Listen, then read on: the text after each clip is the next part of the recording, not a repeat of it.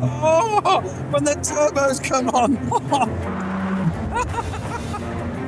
Durante décadas, a Porsche foi uma verdadeira história de sucesso alemã. Afinal, a montadora produzia carros reconhecidos no mundo inteiro como referência máxima em elegância e engenharia. Ao mesmo tempo, a marca era uma verdadeira máquina de fazer dinheiro, extremamente lucrativa, com margens enormes e resultados cada vez melhores, ano após ano. Mas essa época acabou. No ano fiscal de 2025, o lucro operacional da divisão automotiva da Porsche despencou impressionantes 98%, enquanto o valor das ações da empresa caiu praticamente pela metade desde 2022. Mas como a montadora mais lucrativa do mundo conseguiu despencar tanto em tão pouco tempo? Que erros fatais levaram a esse colapso? E será que a marca ainda consegue se recuperar? É exatamente isso que vamos descobrir neste vídeo. Então fique com a gente aqui no Vale a Pena Conhecer. Para entender a dimensão da queda da Porsche, primeiro precisamos voltar um pouco no tempo.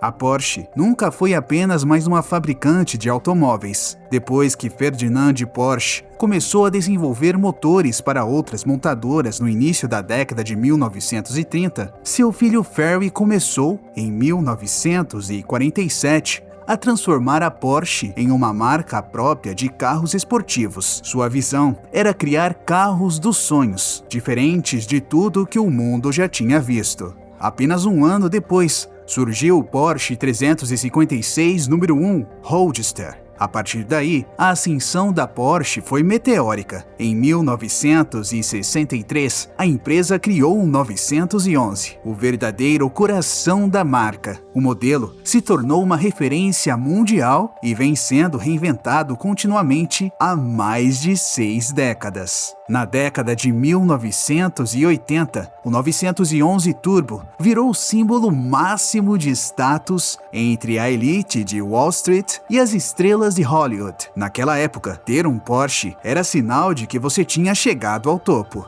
Apesar de alguns problemas nos anos de 1990, a história de sucesso da Porsche continuou no novo milênio. O SUV de luxo Cayenne e o Macan, mais compacto, se tornaram enormes sucessos de vendas e transformaram a Porsche na montadora mais lucrativa do mundo. Enquanto fabricantes de carros populares trabalhavam com margens de apenas algumas centenas de euros por veículo, a Porsche conseguia um lucro líquido médio inacreditável de 15 mil a 17 mil euros em cada carro vendido. Quando a Porsche abriu o capital em 2022, a empresa foi avaliada em impressionantes 75 bilhões de euros. Por isso, é compreensível que a diretoria se sentisse praticamente invencível durante aquela era de ouro. Só que na realidade, algumas decisões que mais tarde levariam a Porsche à beira do abismo já haviam sido tomadas. Porque, depois que Oliver Blume assumiu o comando da Porsche em 2015, a empresa passou a apostar tudo na eletrificação. O objetivo era claro: provar que os carros elétricos representavam o futuro dos esportivos e criar o grande rival alemão da Tesla. 4 anos depois, a Porsche lançou o Taycan, seu primeiro carro esportivo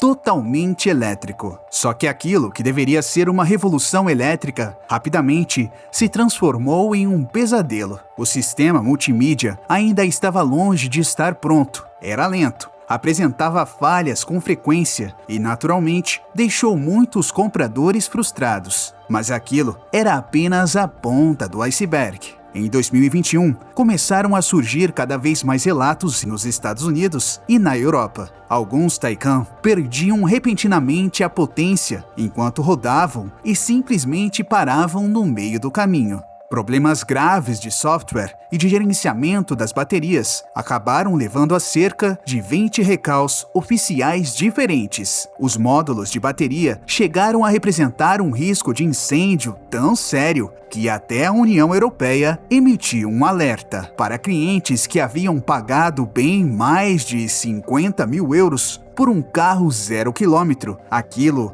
era obviamente inaceitável. E como se os problemas técnicos já não fossem ruins o bastante, logo ficou claro que os novos esportivos elétricos também estavam perdendo valor a uma velocidade assustadora. Enquanto um Porsche 911 clássico, por exemplo, é conhecido por preservar seu valor excepcionalmente bem e pode até se valorizar depois de alguns anos, um Taycan Turbo S completo pode perder até 70% do valor original em um período relativamente curto. Modelos usados aparecem frequentemente anunciados por menos de 50 mil euros e, mesmo assim, têm dificuldade para encontrar compradores. Como a procura pelo Taycan despencou, muitas concessionárias Porsche começaram a recorrer a uma tática de pressão quase digna da máfia, a chamada venda casada, conhecida como bundling.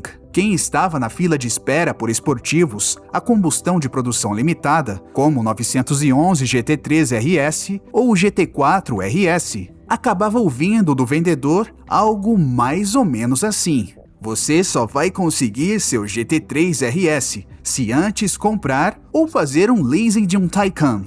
Em outras palavras, se você quisesse um dos cobiçados modelos a combustão da Porsche, primeiro precisava levar um dos elétricos que estavam encalhados nas concessionárias. Como você pode imaginar, isso gerou enorme frustração, cancelamentos de pedidos e a revolta de clientes antigos, que depois de décadas de fidelidade, simplesmente abandonaram a marca. Para piorar ainda mais a situação, nos bastidores do grupo da Volkswagen, praticamente tudo que poderia dar errado acabou dando. A Porsche dependia da CARIAD, divisão interna de software da Volkswagen, para desenvolver suas novas plataformas elétricas. Só que as equipes responsáveis fracassaram justamente na parte mais complicada, o software dos veículos. E as consequências foram desastrosas. A produção do Macan elétrico, um modelo considerado absolutamente essencial para o futuro da Porsche, atrasou nada menos que 2 anos. Analistas estimam que apenas esse atraso tenha custado à empresa cerca de 3 bilhões de euros em receitas perdidas. E quando o carro finalmente foi apresentado, as próprias telas chegaram a falhar durante as demonstrações. Mesmo diante de tudo isso, a Porsche continuou apostando fortemente na mobilidade elétrica. E ao mesmo tempo, a cúpula da empresa tomou outra decisão fatal. Por causa das novas regras de cibersegurança da União Europeia, a Porsche teria que investir uma quantia considerável para atualizar os sistemas eletrônicos de seus modelos a combustão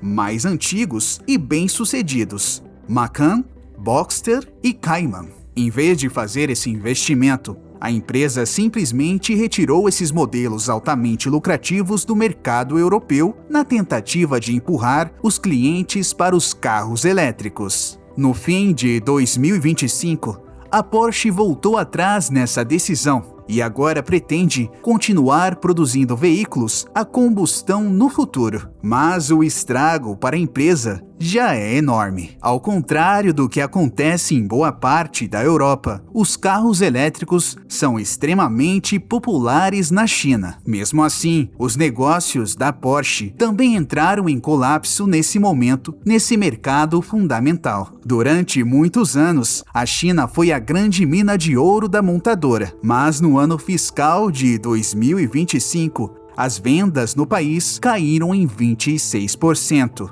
E no primeiro semestre de 2026, houve mais uma queda de 32%. A essa altura, 1 em cada 3 concessionárias Porsche na China já foi obrigada a fechar as portas. Os consumidores chineses querem carros elétricos de última geração, querem verdadeiros smartphones sobre rodas, e é justamente aí que a Porsche está sendo atropelada por gigantes locais como NIO e Xiaomi. A Xiaomi, por exemplo, lançou o SU Ultra, um elétrico com mais de 1.500 cavalos de potência, tecnologicamente muito à frente. e que custa o equivalente a quase 50 mil euros menos do que um Taycan. Para os compradores jovens e ricos da China, a Porsche começa cada vez mais a parecer uma relíquia de outra época. Como você pode ver, a Porsche cometeu muitos erros nos últimos anos e as consequências foram graves. No ano fiscal de 2025, o lucro operacional da divisão automotiva despencou inacreditáveis 98%, enquanto as ações da empresa chegaram a mínimas históricas, abaixo dos 40 euros. Diante disso, a Porsche foi obrigada a agir. No fim de 2025, Oliver Blume teve que deixar o cargo de CEO da Porsche. Desde o início de 2026, quem comanda a fabricante de esportivos é Michael Leiters, ex-executivo da Ferrari e da McLaren. Agora, sua missão é colocar a Porsche de volta nos trilhos. Só que essa recuperação está sendo extremamente dolorosa e envolve cortes pesados de custos. Entre outras medidas, cerca de 9 mil postos de trabalho estão sendo eliminados no mundo inteiro. Os bônus estão sendo reduzidos e os executivos terão que abrir mão de reajustes salariais. Se a Porsche não conseguir diminuir sua defasagem tecnológica na Ásia e reconquistar os clientes frustrados no Ocidente, corre o risco de se tornar irrelevante de vez. Mas uma grande recuperação também é perfeitamente possível. O novo CEO, Michael Leiters, já começou uma guinada radical. Em vez de apostar exclusivamente nos carros elétricos, a Porsche voltou a direcionar recursos importantes para motores a combustão de última geração, combustíveis sintéticos, os chamados e-fuels, e sistemas híbridos inovadores, como o utilizado no novo 911 GTS. E você, o que acha? A Porsche ainda consegue dar a volta por cima? Ou a marca já perdeu sua chance diante da concorrência chinesa? Conte pra gente nos comentários. Queremos muito saber a sua opinião. Se você gostou deste vídeo, deixe seu like e se inscreva no canal. Obrigado por assistir e até a próxima.